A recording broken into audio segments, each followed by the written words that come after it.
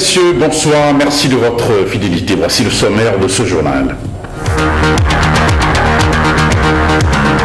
Alerte aux chenilles, les bestioles ont pris d'assaut des champs de maïs dans la commune de Dali. Les responsables du garde des Borgou élaborent une stratégie de contre-attaque. Et puis la paix au cœur du dialogue interreligieux, le Centre panafricain de prospective sociale a entretenu les leaders religieux sur la thématique.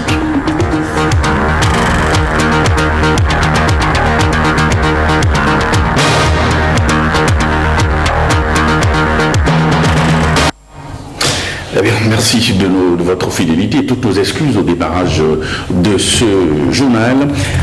La Société béninoise d'énergie électrique SBE lance l'opération dénommée Branchement Commando. Plus de 45 000 compteurs seront mis à la disposition des abonnés sur toute l'étendue du territoire national. Plus de précisions ici dans cette interview que nous a accordée aujourd'hui le directeur général de la SBE. Il est au micro d'Awa Sherif et de Igor Ayossa. Par le passé, vous savez que lorsque le client de la SBE fait une demande de compteur, il ne sait pas toujours quand est-ce qu'il sera installé.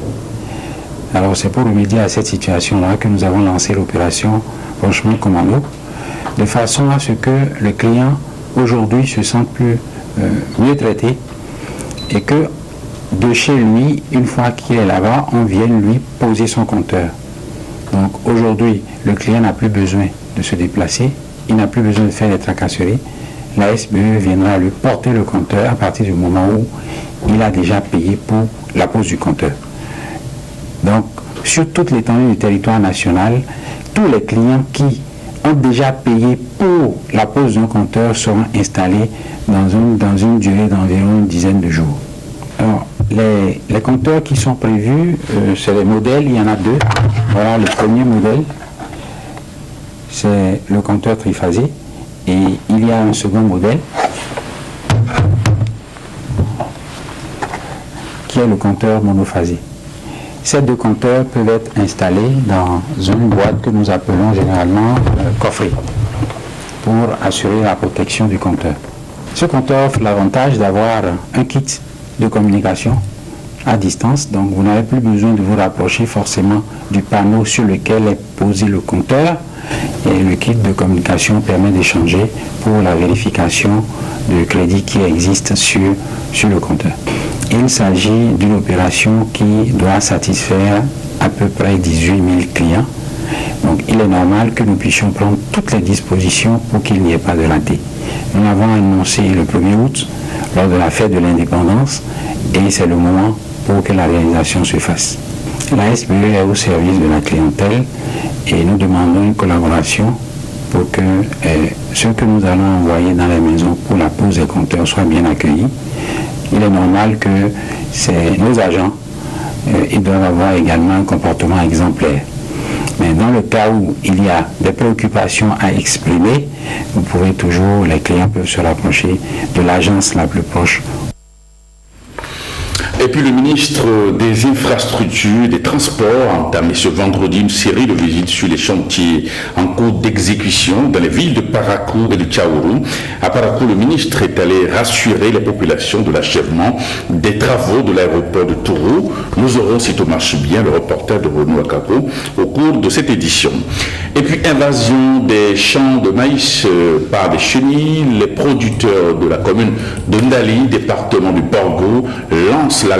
Les responsables de l'équipe technique d'encadrement du Cardet Borgo mettent tout en œuvre pour venir à bout de ces ravageurs. Simon Vignon, Alexis Alavé. L'inquiétude n'est plus au top dans le rang des producteurs de maïs du Borgo. À l'image des champs de leurs homologues des départements de la Liborie et de la Donga, les jeunes pieds de maïs au fil des jours perdent l'essentiel de leurs feuilles. Déjà le 2 août, quand je suis venu, j'ai constaté que le champ a été atteint par les parasites partout, avec des papillons qui survolaient les pieds de maïs. Là, on a constaté qu'il y a des chenilles qui sont là, qui mangent des feuilles et surtout se cachent à l'intérieur même. Il faut prendre la plante, tu ouvres avant de trouver.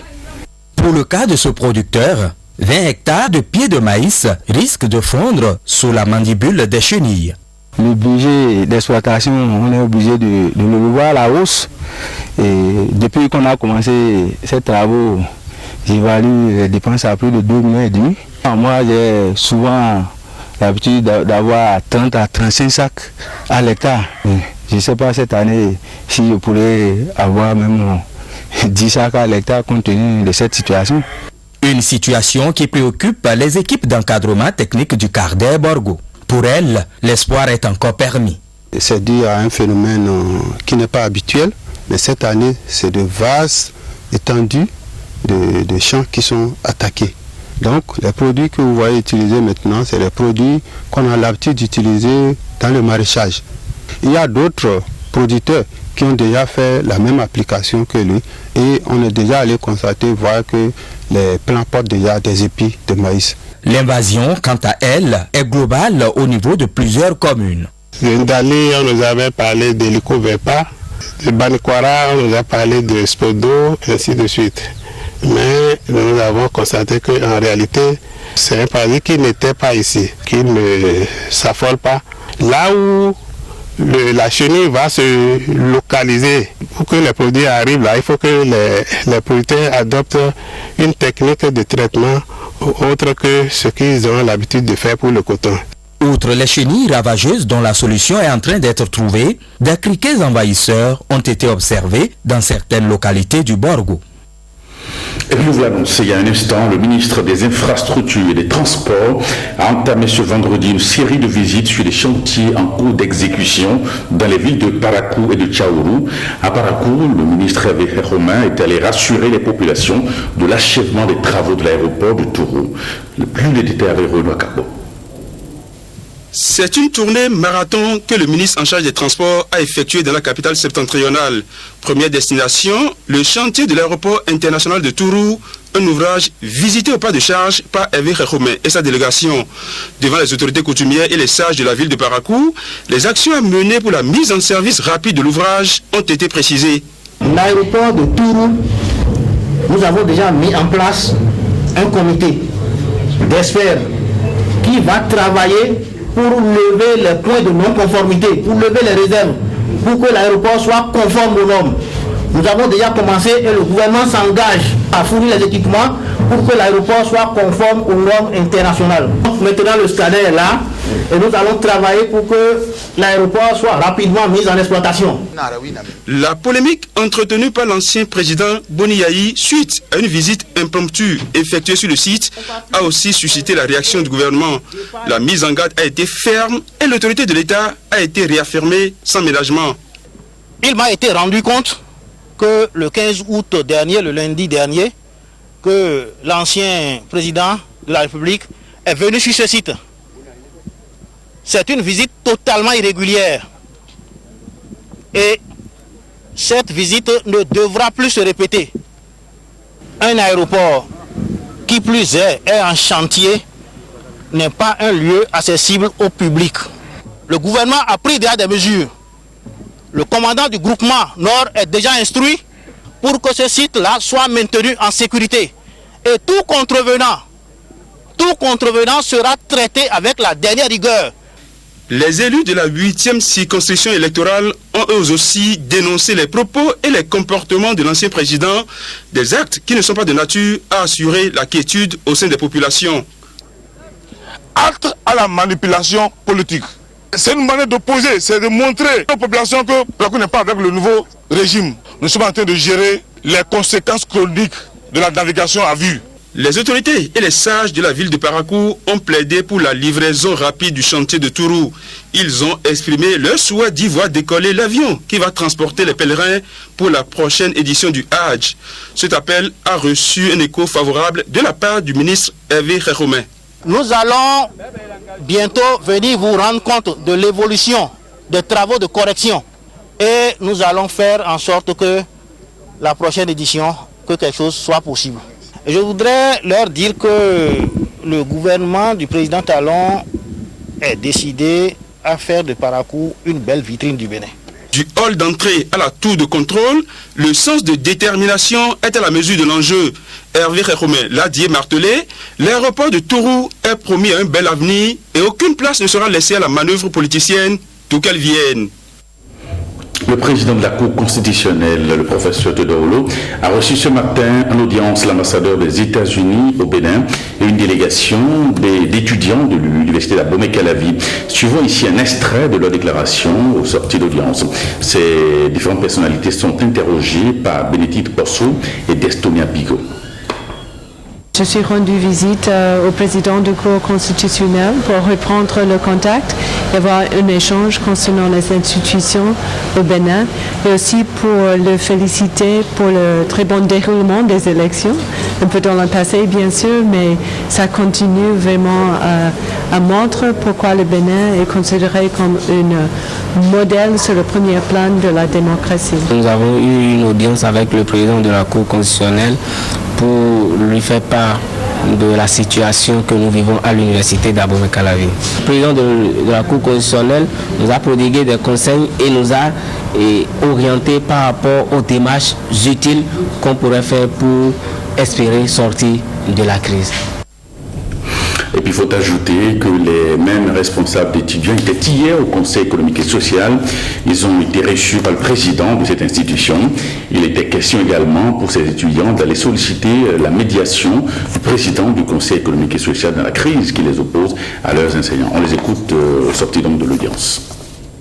Nous sommes venus présenter au président du Conseil économique et social ce qui ne va pas sur le campus afin qu'il puisse intercéder auprès de nos autorités à divers niveaux afin que nous puissions quitter la crise. Nous avons fait cas du séminaire sur le LMD qui devrait être organisé pour mettre clair tout ce qui ne va pas dans le système. Et après cela, nous avions également évoqué les problèmes liés au non-paiement des bourses et secours universitaires qui sont destinés à accompagner les étudiants dans les études. Nous ne voulons vraiment pas perdre l'année. C'est justement pour ça que nous sommes en train de demander à nos autorités, décanales comme rectorales, de comprendre la pertinence de ce que nous sommes en train de dire. Le président nous a vraiment écoutés et il a promis quand même nous revenir sous peu. Il nous a promis mener des démarches envers nos autorités afin que la situation à la flash puisse régler une fois pour tous, parce qu'on peut vraiment sauver l'année. Le Centre panafricain de prospective sociale, toujours à la recherche de la paix entre les confessions religieuses, il vient de tenir une rencontre avec les leaders religieux pour toujours parler donc de la médiation de la paix et surtout vulgariser l'idée de la cohésion retrouvée entre les fidèles de l'église protestante méthodiste du Bénin. Reportage Alain de Sur. Le dimanche 3 juillet 2016, l'Église protestante méthodiste du Bénin, EPMB, s'est réconciliée avec elle-même. Sous la médiation du chef de l'État, Patrice Talon, les frères de cette église, qui se sont séparés pendant près de 2 décennies, ont fini par s'accepter et fumer le calumet de la paix. Aujourd'hui, sous la férule du Centre panafricain de prospective sociale, CPPS, du professeur Albert Evon-Edjeret, chrétiens, musulmans et fidèles des religions endogènes du Bénin ont décidé de marquer d'un cachet indélébile leur foi en cette cohésion retrouvée. Entamer une ère nouvelle, celle de la paix par le dialogue interreligieux. Et ceci sous l'impulsion du projet Initiative africaine d'éducation à la paix et au développement par le dialogue interreligieux et intellectuel. S'il y a réconciliation, il faut qu'il y ait un geste fort qui marque cette réconciliation. Les exemples concrets sont de notre pouvoir. Et donc, le fait aujourd'hui que les méthodistes proposent un projet concret pour magnifier, pour signifier, pour souligner leur réconciliation et associer les autres religions comme étant l'action de paix qu'ils posent est un geste fort que nous voulons magnifier comme exemple pour tout le monde comme étant le développement nouveau nom de la paix. Vous avez montré que le Bénin pouvait être distingué sur le plan international par ce petit mot qui coûte des centaines de milliards lorsqu'on a perdu la paix. La paix. Et je crois que l'histoire vous sera reconnaissante de cela. Le président de l'organe transitoire de gestion de l'Église protestante méthodiste du Bénin, EPMB, ne peut que s'en réjouir. Nous devons ici dire merci au professeur Albert Thévoudré qui a vu que cette idée, cette initiative est bonne et que nous pouvons la mettre dans le cadre du dialogue interreligieux et interculturel. Les participants à la rencontre ont décidé d'ériger à Pogidi, dans la commune de Samepodji, un dispensaire maternité en souvenir de cette mémorable date du 3 juillet 2016, date symbole de la paix retrouvée entre les fidèles de l'EPMB. Rencontre d'échange de la Commission électorale nationale autonome Sénat avec les préfets et les maires. Cette rencontre s'est tenue à Dassa. Objectif exposer les attentes de la Sénat vis-à-vis donc des préfets et des maires et voir dans quelle mesure, j'allais dire, possible d'améliorer le processus d'organisation des élections au Bénin. Voilà le reportage de Mérida Pesoto et d'Ernest Tego. La Commission électorale nationale autonome Sénat, soucieuse de toujours mieux organiser les élections au Bénin. Et pour qu'il en soit ainsi, il est important, voire indispensable, de mieux impliquer les différents acteurs intervenant dans le processus. Et entre autres acteurs, il y a les préfets et les élus locaux, partenaires incontournables de la Sénat. Les préfets, garants de l'ordre public au niveau de leurs départements respectifs, sont tout à fait indiqués pour la Sénat pour nous apporter une contribution en matière de sécurité, à la fois pour le convoyage de notre matériel électoral, pour le transport des urnes et des résultats. Et vous, les maires qui êtes également sur le terrain, vous avez un rôle que nous considérons comme extrêmement important en matière de la sécurisation de nos matériels électoraux. Avec ces assises de Dassa, diverses préoccupations ont été soulevées par les participants. Entre autres difficultés, le dépôt de certaines candidatures dans les préfectures, la gestion des emplacements des affiches électorales, l'entreposage et la sécurisation du matériel électoral. Autrefois, nous étions à un niveau où nous avions détecté un peu les insuffisances entre la collaboration ou les collaborations qui devront exister entre les préfets du département et l'organe chargé de la conduite des élections. L'opportunité nous est offerte aujourd'hui, ce jour, je crois que nous pourrions entrer en négociation, en partenariat pour que, à l'avenir, ces petites insuffisances puissent être corrigées. Il faut noter que c'est la toute première rencontre de la Sénat avec les 12 nouveaux préfets. Et préfets et élus locaux prennent l'engagement de mieux jouer les prochaines fois le rôle à eux destiné sans tâtonnement pour des élections pacifiques, libres et transparentes. L'Allemagne, à travers l'Institut Goethe, tient au Champ d'Oiseau à Cotonou un séminaire de formation au profit de l'Association nationale des professeurs d'allemand du Bénin. L'objectif est de renforcer les capacités linguistiques en langue allemande afin de mieux former leurs apprenants. Osmis Ritonou et Udvaïs Balogun pour le reportage. Renforcer la capacité linguistique des professeurs d'allemand des lycées et collèges. C'est une initiative de l'Institut Goethe pour participer à l'amélioration du système éducatif au Bénin. Selon Eva Amann de l'Institut Goethe, il s'agit à travers cet atelier de relever le niveau des professeurs afin de faire face aux enjeux de l'enseignement. Ce renforcement de capacité, très apprécié du ministère de l'Enseignement supérieur, est le point de départ pour donner un nouveau souffle à l'enseignement de l'allemand au Bénin. Tout ce que vous avez reçu comme enseignement, ici, pourra effectivement servir. Ne rangez pas les livres chez vous, ne les transformez pas en oreillers, mais ces livres doivent être fouillés chaque jour. Et le contenu doit être rendu à nos apprenants. C'est à ce titre que vous aurez contribué au développement de ce pays. C'est une tâche qui incombe à tous et le ministre voudrait vous faire confiance pour ce travail. Le directeur de cabinet Charles Kodia a relevé la pertinence de cette formation et a invité les participants à s'approprier les cours et à faire du système éducatif béninois l'un des meilleurs de la sous-région. Lancement du site de la Confédération syndicale des travailleurs du Bénin et remise d'attestation de fin de formation à l'outil informatique des membres de cette confédération, c'était ce matin à Sikokodi, à Cotonou, fruit du partenariat entre la CSTB et le groupe Serco. Voilà le compte rendu de Corinne Diogo et de Clotaire Avecon. L'éducation numérique aux extraits d'un partenariat Confédération syndicale des travailleurs du Bénin, CFTB, et du groupe CERCO, c'est au terme de 3 mois de formation à l'outil informatique. Remise des attestations de fin de formation de matériel informatique gratuitement offert à la fois ce partenariat, c'est la marque même de l'intégration des TIC dans le militantisme syndical sous l'égide du groupe CERCO. C'est important aujourd'hui que nous puissions comprendre que l'informatique non seulement fait partie de nos vies déjà, mais fera partie de notre quotidien. Et c'est en cela que être formé à ces outils-là est primordial. Nous sommes tous d'accord également que le numérique dans l'administration est un enjeu important. Et les travailleurs ont un rôle à jouer s'ils sont bien formés. Je me réjouis également que le site web de la CSTB soit lancé. Le site en fait c'est www.cscb.bj. Désormais, nous pouvons très rapidement saisir nous-mêmes nos motions, nos déclarations et gagner du temps dans nos activités.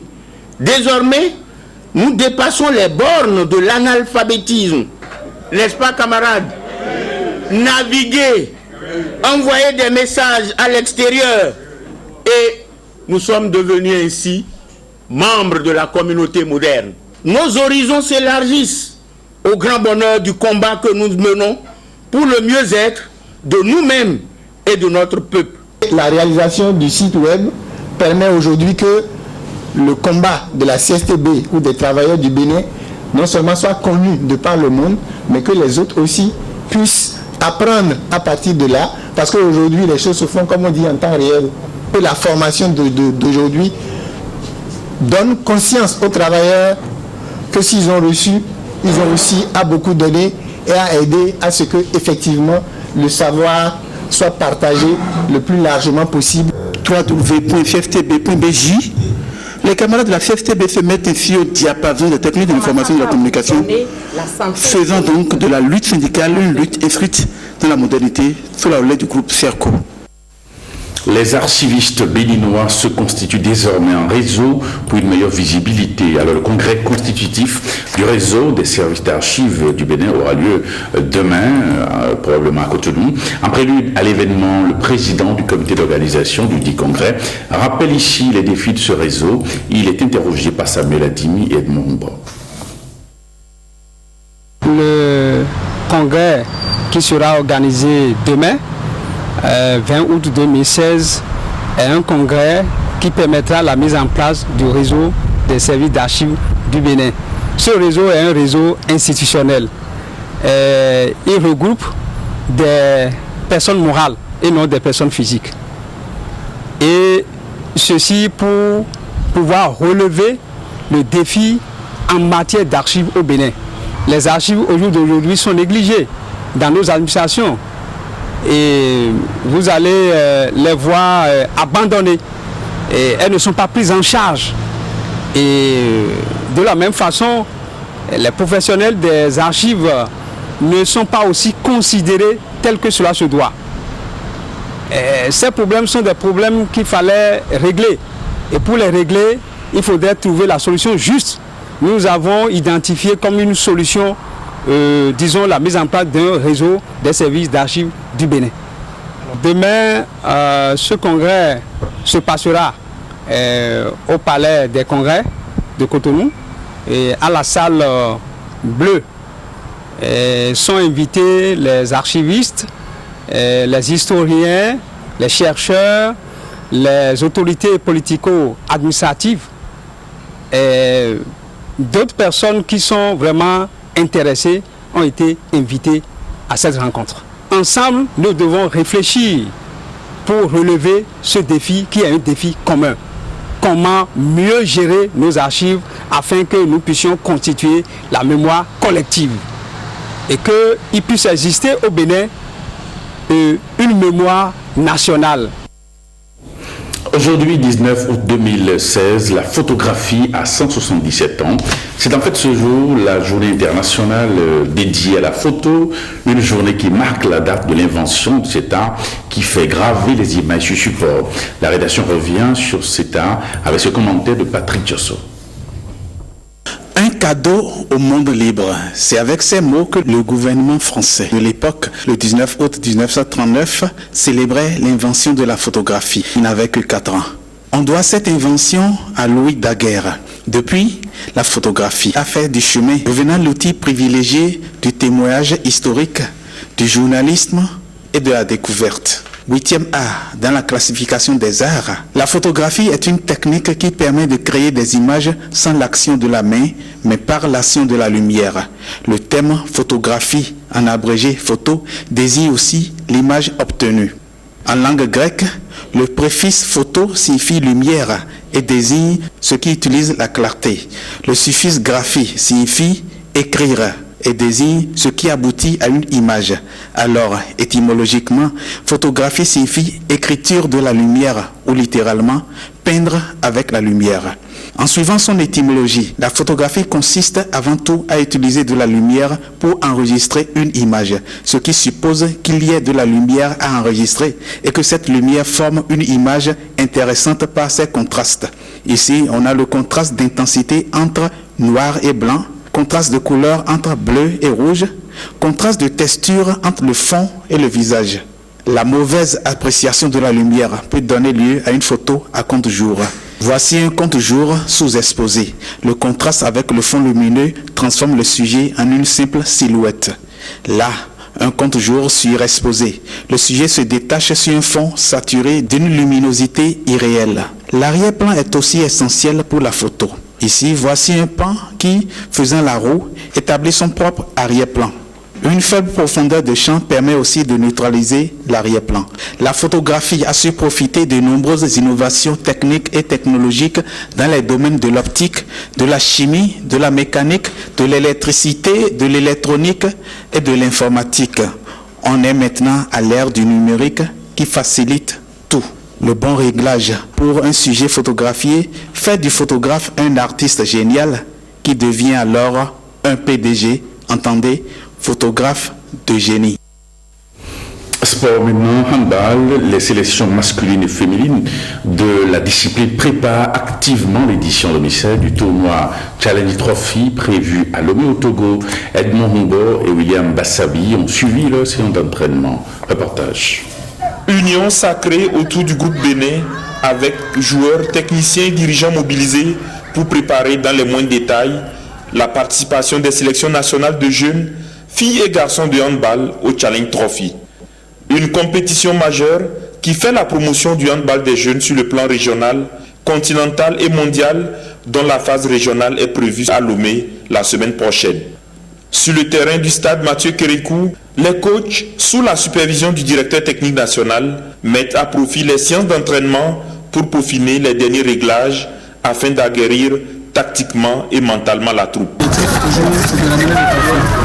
crois qu'il y a 5 joueurs comme ça qui avaient venu l'année passée, qui sont dans le groupe, qui ont l'expérience, qui ont venu de l'école, qui ont le bagage nécessaire pour qu'on puisse atteindre les objectifs. L'objectif chez nous, c'est le trophée. Parce qu'on était déjà 2 fois dessus pour la même compétition. À la finale, on l'a perdu cette année. Un travail de qualité apprécié à juste titre par les ambassadeurs du Bénin à cette compétition, déterminés à porter haut les couleurs nationales à Lomé. Je pense qu'on s'est assez préparé. On est en train depuis 2 mois, on est en train de préparer la compétition. Et au nom de je pense que nous sommes suffisamment ensemble pour pouvoir affronter les équipes qui nous seront présentées.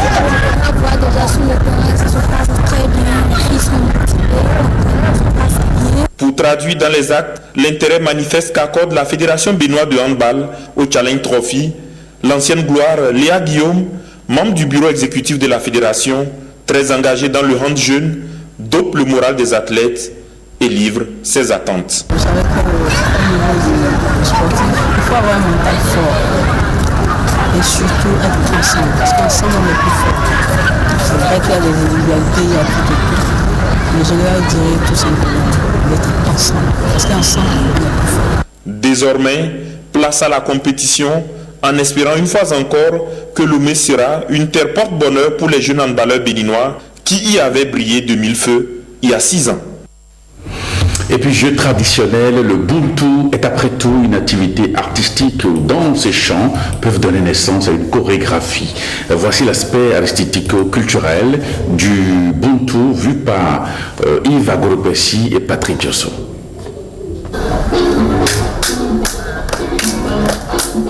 Du buntu, battement de mains et de pieds sur une mélodie de la diva Angélique Kidjo. De la chorégraphie donc pour ce jeu traditionnel mis en tournoi. Avant tout tournoi, comme une tradition, ensemble on entend le chant qui questionne sur le volontariat. Des cris pour susciter, inciter et exciter les volontaires. Volontairement par club, on cadence et on danse diversement sur les mélodies modernisées en français.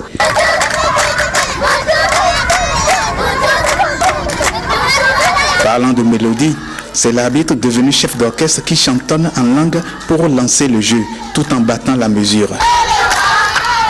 Le chant lancé est repris en refrain par les joueuses en compétition ou en attente.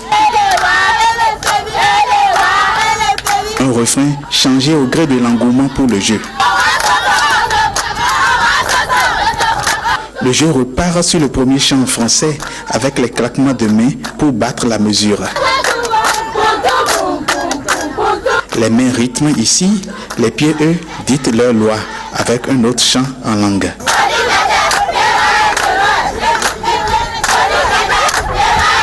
Les pieds, on peut les mouvoir avec art et fantaisie pour ce jeu assis sur les pieds. Pieds, mains et lèvres élèvent la culture nationale vers l'Olympe. Et après un tournoi de ce jeu traditionnel sur la voie de l'olympisme, on peut aussi sportivement se défier en danse et cadence.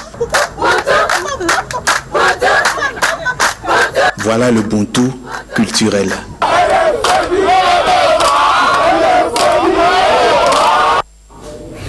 C'était Patrick Diosso. On va boucler cette édition, mais avant, voici le programme qui prévoit avec une heure un entretien sur le thème Serco, Success Story contre vents et marées.